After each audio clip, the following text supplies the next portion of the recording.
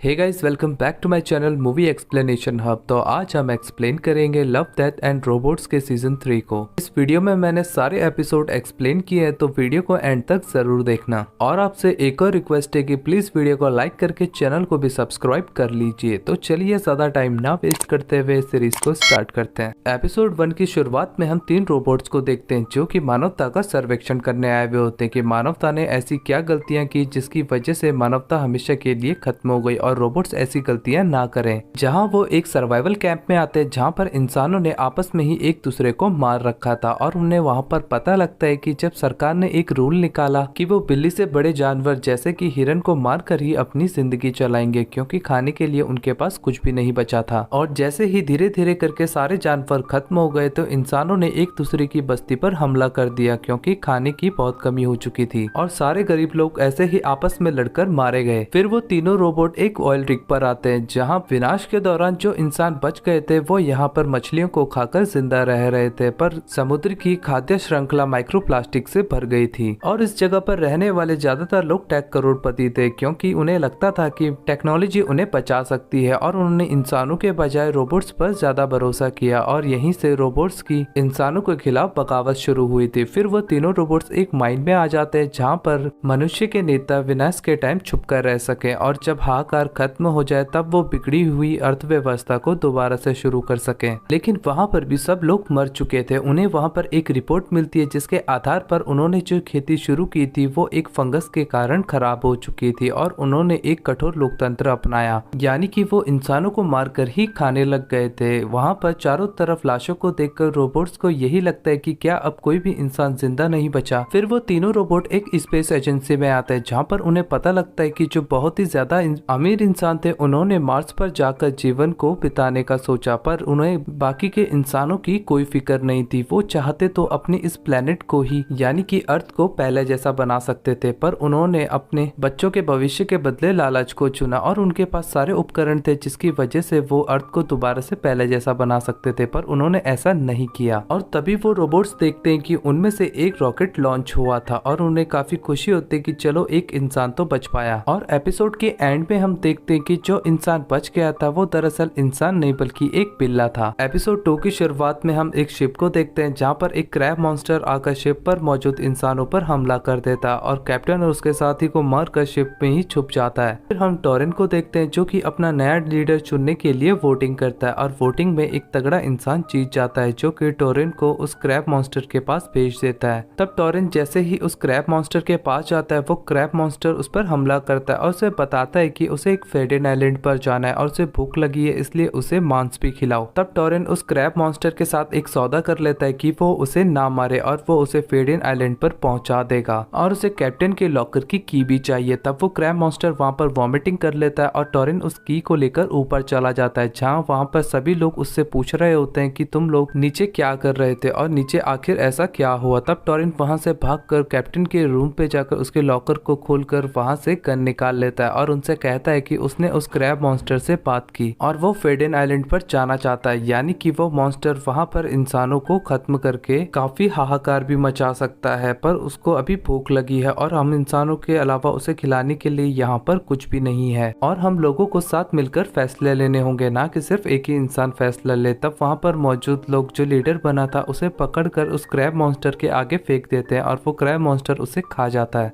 टोरेन एक योजना बनाता है कि उस क्रैब मॉन्स्टर को फेडेन आइलैंड न ले जाकर एक सुनसान आइलैंड पर छोड़ देंगे, लेकिन कोई भी वहां पर कुछ भी नहीं कहता। तब टोरेन दोबारा से वोटिंग शुरू कर देता है और उन्हें कहता है कि अगर तुमने सर्कल बनाया तो उस क्रैब मॉन्स्टर को उस सुनसान आइलैंड पर छोड़ देंगे, अगर तुमने एक्स बनाया तो उस क्रैब मॉन्स्टर को फेडेन आइलैंड पर छोड़ देंगे, जिसका मतलब होगा कि हजारों लोगों की मौत। तब सभी लोग वोटिंग करते हैं और वोटिंग के रिजल्ट आने पर टोरेन उन लोगों से कहता है कि मैं अपने बीच 2 कायरों को पहचानने में सफल हुआ हूँ, क्योंकि उसने वोटिंग पेपर पर गुप्त निशान लगा दिए थे और उसे पता लग गया था कि वो 2 कायर कौन है और वो उन दोनों को गोली मार देता है और उन दोनों को भी उस क्रैब मॉन्स्टर को खिला देता है। तब वो शिप पर बैठा हुआ होता है तो शिप के लोग उसे मारने की कोशिश करते हैं। तभी वो क्रैब मॉन्स्टर टोरेन को अंदर बुलाता है और टोरेन जब अंदर जाता है तो वो क्रैब मॉन्स्टर उसे कहता है कि उन्हें भूख लगी है और टोरेन वहाँ पर देखता है कि उस क्रैब मॉन्स्टर के काफी सारे बच्चे भी होते हैं और टोरेन उस क्रैब मॉन्स्टर से कहता है कि वो फेडेन आइलैंड पहुंचने ही वाले हैं। तब टोरेन अपने साथियों से कहता है कि वो सोने जा रहा है और ये बुरा वक्त जल्दी टल जाएगा। और जब टोरिन सो रहा होता है तो उसके जो बचे हुए साथी होते हैं वो उस पर हमला करके उसे मारने की कोशिश करते हैं, लेकिन टोरिन वहाँ पर नहीं सो रहा था बल्कि उसने पिलोज रखे थे वहाँ पर। तब टोरिन पीछे से उन लोगों पर हमला कर देता है और एक एक करके सभी लोगों को मार देता है, पर वो देखता है कि उनमें से एक इंसान जिंदा है। तब वो उसे कहता है कि तुमने सही किया, उन लोगों का साथ नहीं दिया। तब वो दोनों मिलकर उन सभी मरे हुए लोगों को उस क्रैब मॉन्स्टर को खिला देते हैं। तब टोरिन उस इंसान से कहता है कि उसने वोटिंग पेपर पर निशान नहीं लगाए थे क्योंकि जरूरत ही नहीं थी, क्योंकि सभी लोगों ने उस पर एक्स ही लिखा था और वो लोग सिर्फ अपने बारे में सोच रहे थे और फेडेन आइलैंड के हजारों लोगों के बारे में नहीं। इसीलिए टोरिन ने उन सभी लोगों को मार दिया था। तब टोरिन उस क्रैब मॉन्स्टर के पास जाता है और उसे कहता है कि वो फेडेन आइलैंड पर पहुंचने वाले हैं और वहां पर जो तेल के डिब्बे हैं उन्हें फोड़ देता है और उन पर आग लगा देता है, जिससे कि वो क्रैब मॉन्स्टर टोरिन पर अटैक करने लग जाता है। लेकिन टोरिन वहां पर छोटी बोट लेकर भाग जाता है और वो क्रैब मॉन्स्टर आग में जलकर शिप के साथ ही खत्म हो जाता है और इसी के साथ ये एपिसोड भी एंड होता है। एपिसोड 3 की शुरुआत में हम मार्था और बार्टन को देखते हैं और वो दोनों एस्ट्रोनॉट होते हैं और अपने लैंडर की तरफ ही जा रहे होते हैं। तभी उस जगह पर गर्मी बढ़ जाती है और वहां पर एक ब्लास्ट होता है जिसमें कि बार्टन मारी जाती है। और मार्था जब दोबारा अपने लैंडर से कांटेक्ट करने की कोशिश करती है तो उसका कनेक्शन लॉस्ट हो जाता है और वो 12 घंटे बाद दोबारा कांटेक्ट कर सकती है और उसका लैंडर उससे लगभग 141 किलोमीटर दूर होता है। तभी उसका ऑक्सीजन कम होने लग जाता है और वो बार्टन के सूट से अपना ऑक्सीजन पाइप कनेक्ट कर लेती है, जिससे कि उसकी जान बच जाती है और तब वो बार्टन को कैरी करके आगे बढ़ रही होती है। और कुछ दूर चलने पर मार्था की हालत काफी ज्यादा खराब हो जाती है। तब वो एक खुद को इंजेक्शन देती है जो कि नशे का होता है और जब वो आगे बढ़ रही होती है तो उसे यही लगता है कि बार्टन जिंदा है क्योंकि उसे आवाजें आने लग गई थी। जब वो चेक करती है तो बार्टन मरी हुई थी और जब वो आगे बढ़ रही होती है तो उसे फिर से आवाजें सुनाई देती है जो कि उसे कहती है कि वो बार्टन नहीं है और वो जिस किसी की भी आवाज थी वो सिर्फ मार्था से बात करने की कोशिश कर रही थी। तब आगे बढ़ने पर मार्था को काफी कमजोरी महसूस हो जाती है। फिर से वो दोबारा एक नशे का इंजेक्शन लेती है जिसकी वजह से उसके अंदर साइड इफेक्ट्स होने लग जाते हैं और वो काफी चिड़चिड़ी भी हो जाती है क्योंकि उसे उस आवाज से काफी ज्यादा इरिटेशन होने लग गई थी। तब वो आवाज मार्था को बताती है कि वो एक मशीन है जिसका नाम आयो है और ये पूरा ग्रह ही एक मशीन है और उस ग्रह की जितनी भी ऊर्जा होती है वो सभी बार्टन के शरीर के अंदर जा रही होती है क्योंकि वो बार्टन के दिमाग को स्टडी कर रही होती है। तभी वहां पर मार्था जमीन पर गिर जाती है क्योंकि वो चल चल कर काफी ज्यादा थक चुकी थी। तभी वहां पर वो देखती है कि बार्टन दोबारा से खड़ी हो चुकी है और वो मार्था को उठाकर आगे बढ़ रही है। तभी जब मार्था को होश आता है तो वो एक जगह पर होती है और उसका ऑक्सीजन लेवल काफी ज्यादा कम हो जाता है और उसका ऑक्सीजन खत्म होने वाला होता है। तभी वो आयो को कहती है कि बार्टन क्या सच में तुम मुझे सुन पा रही हो? तब मार्था आयो से कहती है कि क्या बार्टन सच में वहाँ है? तब आयो से हाँ कहती है। तब आयो मार्था को वहाँ से कूदने के लिए कहती है और उसे बताती है कि तुम्हारा शरीर पूरी तरीके से नष्ट हो जाएगा पर तुम्हारी आत्मा को संरक्षक किया जा सकता है और उसे अपने साथ चलने के लिए कहती है। तब मार्था खुद को एक आखिरी नशे का इंजेक्शन लगाती है और यही सोचते हुए नीचे कूद जाती है कि या फिर वो हमेशा के लिए जीने वाली है या फिर ये उसका आखिरी सपना है। आयो एक मशीन है और उसका फंक्शन होता है उन्हें जानना और मार्था जब नीचे कूद जाती है तो हम देखते हैं कि उसकी बॉडी धीरे धीरे खत्म होने लग जाती है और उसकी बॉडी के खत्म होते ही वहाँ पर एक एनर्जी ब्लास्ट होता है और वो एनर्जी ब्लास्ट पूरे मून पर फैल जाता है। और एपिसोड के एंड पे हम देखते हैं कि मार्था केविल्सन अर्थ स्टेशन से कांटेक्ट कर रही होती है और यहाँ पर हम जान पाते हैं कि मार्था भी अब आयो के साथ जुड़ चुकी है। एपिसोड 4 की स्टार्टिंग में हम एक कपल को देखते हैं जो कि एक ग्रेवयार्ड में आकर इंटीमेट हो जाते हैं और उनके हाथों एक गॉड की मूर्ति भी नीचे गिर जाती है। तभी आसमान से वहाँ पर एक लाइट गिरती है और कब्र से मुर्दा लाशें बाहर निकलकर ज़ॉम्बी बनके उन लोगों को काट लेती है और फिर वो ज़ॉम्बी शहर की तरफ बढ़ रहे होते हैं और शहर पर भी लोगों पर हमला करके उन्हें काट कर उन्हें भी ज़ॉम्बी बना देते हैं और हम देखते हैं कि धीरे धीरे करके पूरा शहर ही ज़ॉम्बी से भर चुका था। और जब गवर्नमेंट को इसका पता लगता है तब वो सोल्जर से कहकर उन ज़ॉम्बीज को मारने के लिए कहते हैं और सोल्जर्स भी ज़ॉम्बीज को मार रहे होते हैं। तब कुछ ज़ॉम्बीज केमिकल फैक्ट्री की तरफ बढ़ रहे होते हैं और वहाँ पर एक केमिकल से भरा ट्रक होता है जिसके ब्लास्ट होते ही कुछ ज़ॉम्बीज केमिकल रिएक्शन के कारण काफी बड़े हो गए थे और वो मुंह से आग भी छोड़ रहे थे। इसके बाद गवर्नमेंट काफी सख्त कदम उठाती है और पूरे अर्थ पर न्यूक्लियर अटैक कर देती है जिसके बाद पूरी अर्थ ही डिस्ट्रॉय हो जाती है और इसी के साथ ये एपिसोड भी एंड होता है। एपिसोड 5 की शुरुआत में हम कुछ सोल्जर्स को देखते हैं जो कि एक मिशन पर आए हुए होते हैं। तभी उनका लीडर नेल्सन अपनी दूसरी टीम से कांटेक्ट करने की कोशिश करता है पर दूसरी टीम की तरफ से उसे कोई भी जवाब नहीं मिलता। तब वो पहाड़ चढ़कर जब ऊपर जाते हैं तो वो काफी ज्यादा शॉक्ड हो जाते हैं क्योंकि उनकी दूसरी टीम में सभी लोग मर चुके थे और एक भी सोल्जर नहीं बचा था। तभी उनके सामने एक भालू आता है जो कि एक तरीके का किलर रोबोट होता है और उसी ने उसकी दूसरी टीम को मारा था और वो उन लोगों पर भी हमला करने लग जाता है और नेल्सन की टीम के भी कुछ मेंबर्स को मार देता है। तभी वहां पर मॉरिस आ जाता है जिसके हाथ में एक डिवाइस होता है और उससे एक आवाज निकलती है और उस आवाज को सुनकर वो भालू वहां से भाग जाता है। तब मॉरिस उन लोगों को बताता है कि वो डार्क फोर्स में था और इस पहाड़ी पे एक सीक्रेट जगह है जिसका नाम है आइजनहावर और वो भालू भी वहीं से आया है। CIA ने इस जगह को 2002 के हमले के बाद बनाया था और वो भालू एक तरीके का किलर मशीन है जो कि बॉम्ब से भी खत्म नहीं होगा, गोलियों का तो उस पर असर नहीं होता क्योंकि वो काफी एडवांस्ड रोबोट होता है। उसके बाद मॉरिस जब उन लोगों को सीक्रेट बेस पर लेकर पहुंचता है तो वो देखता है कि वहां पर उस भालू ने सभी सोल्जर्स को भी मार दिया था और ये देखकर वो लोग डिसाइड करते हैं उस भालू को खत्म करने का। तब मॉरिस उन्हें एक जगह पर लेकर आता है जहाँ पर काफी हथियार रखे हुए थे और वहाँ पर एक और रोबोट होता है जिसका नाम होता है मार्सबॉट जो कि एक डिफेंस टाइप रोबोट होता है, यानी कि वो रोबोट जान बचाने के लिए ही बनाया गया था। उसके बाद सभी सोल्जर हथियार उठाकर उस भालू को मारने के लिए अपनी अपनी पोजीशन ले लेते हैं और जब मॉरिस उस भालू को अंदर बुलाता है तो वो भालू उसके पीछे से आता है और मॉरिस को मार देता है। ये देखकर मार्सबॉट भी उस भालू पर हमला करने लग जाता है जहाँ भालू मार्सबॉट को भी खत्म कर देता है। वो रोबोट इतना ज्यादा पावरफुल था कि सोल्जर्स के बार बार गोलियों और RPG से अटैक करने के बावजूद भी उसे कुछ नहीं हो रहा था। लेकिन तभी वो भालू अचानक से बंद पड़ जाता है और सोल्जर्स के सामने गिर जाता है जहाँ फॉलिन को यही लगता है कि भालू अब खत्म हो चुका है, लेकिन तभी वो भालू उसकी टांग को काट देता है और बाकी सोल्जर्स पर भी हमला करने लग जाता है जहाँ नेल्सन उस पर RPG से अटैक करता है और वो भालू 2 हिस्सों में टूट जाता है। पर तब भी वो एक सोल्जर को मारने वाला होता है, लेकिन नेल्सन तभी काफी गुस्से में आ जाता है और उस रोबोट के सर पर बार बार वार करके उसे खत्म कर देता है और एंड में उसे यही लगता है कि ये मिशन खत्म हो गया। तभी उस रोबोट भालू से एक बॉम्ब बाहर निकलता है और वो पूरी जगह ब्लास्ट हो जाती है। एपिसोड 6 के स्टार्टिंग में हम डॉक्टर एफ्रियल को देखते हैं जो कि स्पेस में दूसरे स्पीशीज से उनके ज्ञान को सीखने के लिए आए हुए होते हैं और उनसे सीख कर वो स्वाम में आते हैं और तब वो डॉक्टर गलीना से मिलते हैं जहाँ डॉक्टर गलीना उन्हें बताती है कि उन्होंने 15 से भी ज्यादा एलियन स्पीशीज की खोज की है जो कि स्वाम की प्रजातियों के साथ रहती है। तब गलीना एफ्रियल को नेस्ट के और भी अंदर तक लेकर जाती है और वो देखता है वहाँ पर एक क्वीन होती है जो कि पूरे नेस्ट का एक केंद्र होता है और क्वीन को जैसा भी वर्कर चाहिए होता है वो खुद बना लेती है, जैसे कि कुछ वर्कर उसके लिए खाना पहुंचाते हैं और कुछ वर्कर उसे प्रोटेक्ट करते हैं। तब गलीना एफ्रियल से यहाँ आने का असली मकसद पूछती है जहाँ एफ्रियल उसे बताता है कि हमें बस एक क्वीन का सैंपल चाहिए जिससे कि इंसान अपनी खुद की क्वीन विकसित कर सके और हजारों वर्कर्स को अपने लिए इस्तेमाल कर सके। लेकिन गलीना पहले तो राजी नहीं होती लेकिन बाद में राजी हो जाती है क्योंकि एफ्रियल उसे कहता है कि वो सारे जीव जैविक मशीन है और वो स्वाम के लिए काम करे या हमारे लिए, इससे क्या फर्क पड़ता है। उसके बाद एफ्रियल अपने पाँव से सिंथेसाइज फेरोमोन को बाहर निकालता है और कुछ वर्कर्स पर लगा कर उन्हें कंट्रोल करके क्वीन का एक फर्टिलाइज अंडा भी हासिल कर लेते हैं और उसके बाद वो दोनों इंटीमेट हो जाते हैं। फिर बहुत समय बीत जाने के बाद कुछ वर्कर्स आकर एफ्रियल को बताते हैं कि गलीना को पकड़ लिया गया है और एफ्रियल जब उस तरफ जा रहा होता है तो योद्धा जाती उन सभी वर्कर्स पर हमला करके उन्हें मार देती है। लेकिन एफ्रियल उनसे बचकर भाग रहा होता है लेकिन वो सभी योद्धा आकर उस पर एक साथ अटैक करते हैं और उसे मारकर बेहोश कर देते हैं और उसे स्वाम के पास लेकर आते हैं जहाँ स्वाम ने गलीना की बॉडी पर अपने टेंटिकल्स चुबा कर उसे कंट्रोल कर रही थी और उसके जरिए एफ्रियल से बात कर रही होती है और उसे बताती है कि वो भी स्वाम की प्रजातियों में से ही एक है। एफ्रियल और गलीना ने जो प्रयोग किए थे उसकी वजह से जेनेटिक प्रोटोकॉल ट्रिगर हुए जिसकी वजह से स्वाम का जन्म हुआ और उसकी विशेषता होती है अक्लमंदी। भले ही वो कुछ हफ्तों की होती है पर उसके अंदर लाखों सालों की मेमोरीज होती है। लाखों साल पहले ऐसे ही एक एलियन प्रजाति ने स्वाम पर हमला किया लेकिन स्वाम उनसे लड़ नहीं सकता था, इसलिए उन्होंने एक रणनीति बनाई और उन्हें तुम हमसे जुड़कर अपनी प्रजाति को बचा सकते हो और उसके बाद स्वाम ने उनकी प्रजाति को अपना गुलाम बना लिया और यही प्रस्ताव वो इंसानों के लिए भी रखती है। लेकिन एफ्रियल उसकी चुनौती को स्वीकार कर लेता है और कहता है कि इंसान तुम्हारे गुलाम कभी नहीं बनेंगे और स्वाम एंड में उसे कहती है कि आशा है कि तुम्हें खाना नहीं पड़ेगा, लेकिन ये बातें याद आती। एपिसोड 7 शुरू होता है और हम मेसन को देखते हैं जहाँ उसके गोडाउन में चूहे उसके खाने की चीजों को बर्बाद कर रहे होते हैं। तब मेसन उन चूहों को मारने के लिए अपने गोडाउन में जाता है और एक चूहे को मार देता है और जब वो उस चूहे को देखता है तो वो चूहा काफी अलग लग रहा था। तभी वहाँ पर काफी सारे चूहे मेसन पर अटैक कर देते हैं और मेसन वहाँ से बाहर आ जाता है और चूहे मारने वाली कंपनी को कॉल करता है, जहाँ कंपनी वाले उसे बताते हैं कि मनुष्य ने पर्यावरण को काफी दूषित कर दिया है और जानवर परिस्थिति के हिसाब से खुद को ढाल रहे हैं। और तब कंपनी वाले चूहों को मारने के लिए मिशन को लेजर प्रोवाइड करते हैं, जहाँ 4 लेजर उसे अपने गोडाउन में लगाने होंगे। और जब लेजर को शुरू किया जाता है तो वो लेजर मिशन की बिल्ली को ही मार देते हैं, जिसके बदले मिशन कंपनी वालों से डिस्काउंट भी मारता है। और उसके बाद हम देखते हैं कि लेजर चूहों को मार रही होती है, लेकिन वो चूहे काफी चालाक होते हैं और उन लेजर्स को पूरी तरीके से बर्बाद कर देते हैं। तब मिशन दोबारा से कंपनी वालों को कॉल करता है और कंपनी वाले उसे बताते हैं कि चूहे काफी तेज हो चुके हैं, इसीलिए वो मिशन को उन्हें मारने के लिए नया किलर रोबोट देता है, जिसका नाम होता है TT-15, जो दिखने में बिल्कुल एक बिच्छू जैसा था। और TT-15 आते ही चूहों को मारना शुरू कर देता है और काफी सारे चूहों को मार भी देता है। और एक दिन जब मेसन अपने गोडाउन में जाता है तो वो देखता है कि TT-15 और चूहों के बीच जंग हो रही थी और TT-15 ने काफी सारे चूहों को मार दिया था, लेकिन चूहे फिर भी उससे फाइट कर रहे थे। जहाँ चूहे TT-15 पर अटैक करके उसे काफी नुकसान पहुंचा देते हैं और उसे आधा तोड़ भी देते हैं, लेकिन TT-15 फिर भी चूहों को मारने के लिए आगे बढ़ रहा होता है। लेकिन तभी मेसन आकर TT-15 को गोली मार देता है और चूहों से कहता है कि अब बहुत हुआ खून खराबा। जहाँ चूहे भी मेसन को पीने के लिए वाइन देते हैं, लेकिन वो वाइन काफी कड़वी होती है पर बहुत अच्छी होती है। और एंड में मेसन कंपनी वालों को रिफंड के लिए कॉल करता है। एपिसोड 8 शुरू होता है और हम कुछ सोल्जर्स को देखते हैं, जहाँ टेररिस्ट एक हॉस्टेज को पकड़कर गुफा में लेके जाते हैं और उन सोल्जर्स का मिशन होता है कि उस हॉस्टेज को उन टेररिस्ट से बचाना। उसके बाद सभी सोल्जर्स अपने मिशन पर आगे बढ़ते हैं और उस गुफा में जाते हैं, जहाँ गुफा में अंदर जाने के बाद उन्हें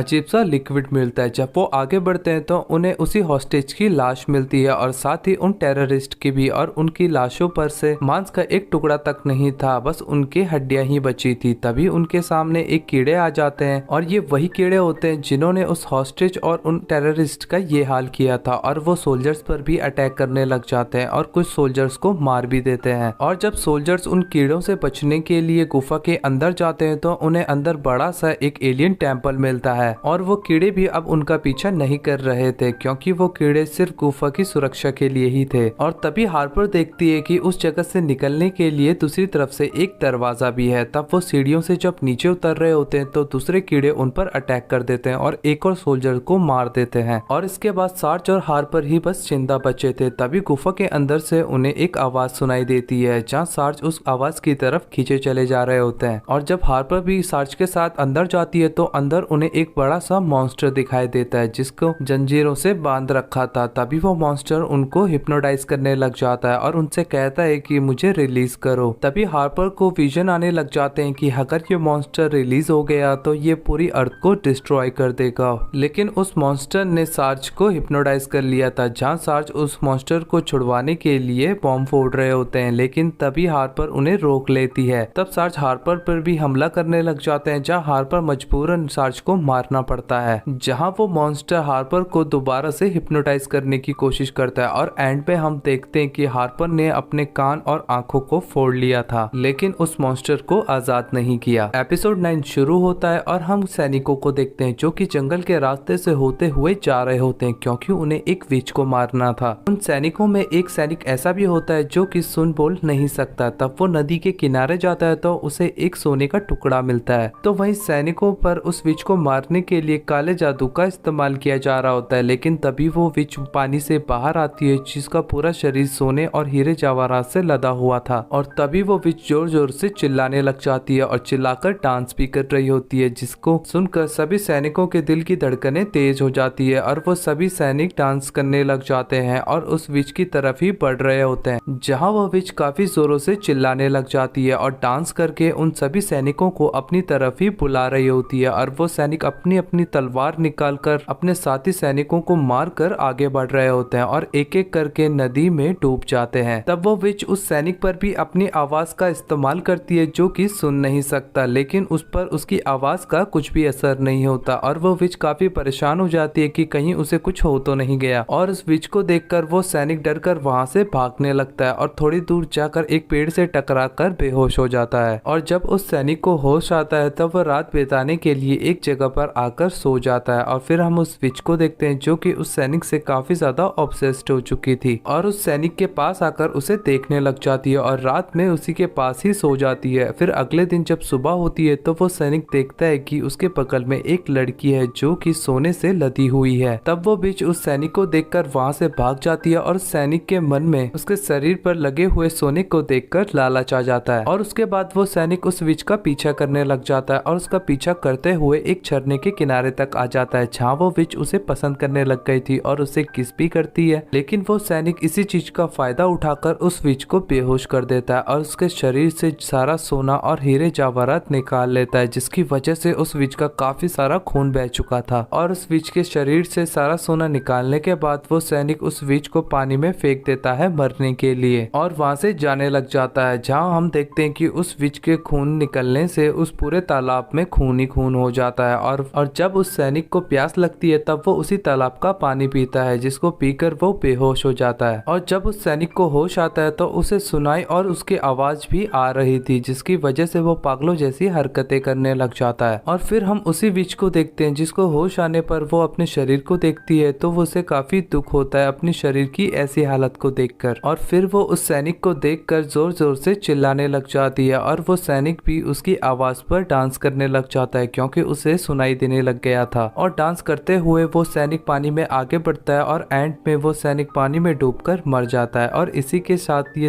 वेब सीरीज यहाँ पर एंड होती है। आई होप कि ये वेब सीरीज और ये एक्सप्लेनेशन आपको पसंद आया होगा। अगर पसंद आया तो प्लीज यार कमेंट करके मुझे जरूर बताओ, क्योंकि मैं सारे कमेंट पढ़ता हूँ। और हो सके तो वीडियो को लाइक शेयर और चैनल को भी सब्सक्राइब कर लेना, जिससे कि मुझे पता लगता रहे कि आपका प्यार और सपोर्ट दोनों ही इस चैनल को मिल रहा है। तो भाई मैं आपसे मिलता हूँ अगली वीडियो में, तब तक के लिए आप सभी का थैंक यू वीडियो को पूरा देखने के लिए।